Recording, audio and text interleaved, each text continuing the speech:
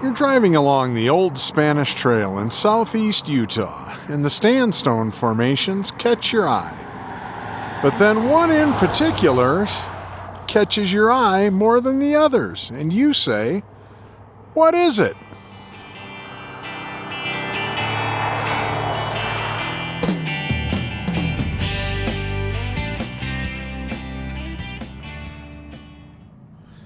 One of the interesting myths of the 1930s tells the story of Church Rock and how the gumdrop-shaped rock earned its name.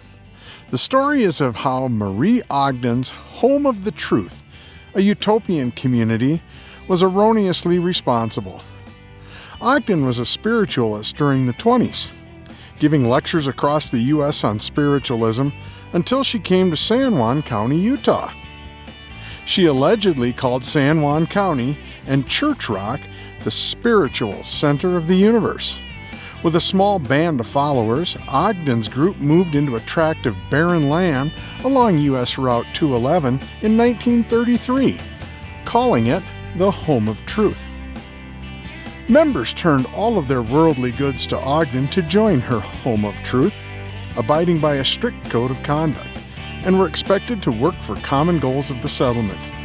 Women tended to the domestic chores, and men worked the arid farm acreage. Not far from Church Rock are the remains of Ogden's ghost town. A few buildings and a small cemetery are all that remain of the Home of the Truth community, found on a ridge called Photograph Gap.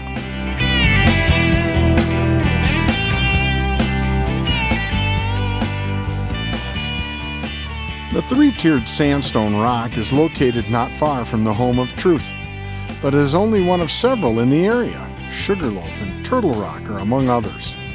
Part of the myth is that the group set upon a grand plan to hollow out the entire center of the sandstone monument by hand to build a church.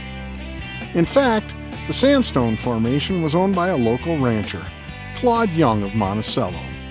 The only evidence of the myth and the apparent basis for the assumption of turning the rock into a church is the 16 by 24 foot opening chiseled into the rock. In fact, that opening was contracted out by the owner, Claude Young. The opening was done through the use of dynamite and cut out of the stone during the late 1940s to store salt licks and feed for the cattle. The rock is still owned by the Young family, and cattle still graze at its base. On behalf of the Red Rock Four-Wheelers, welcome to Moab.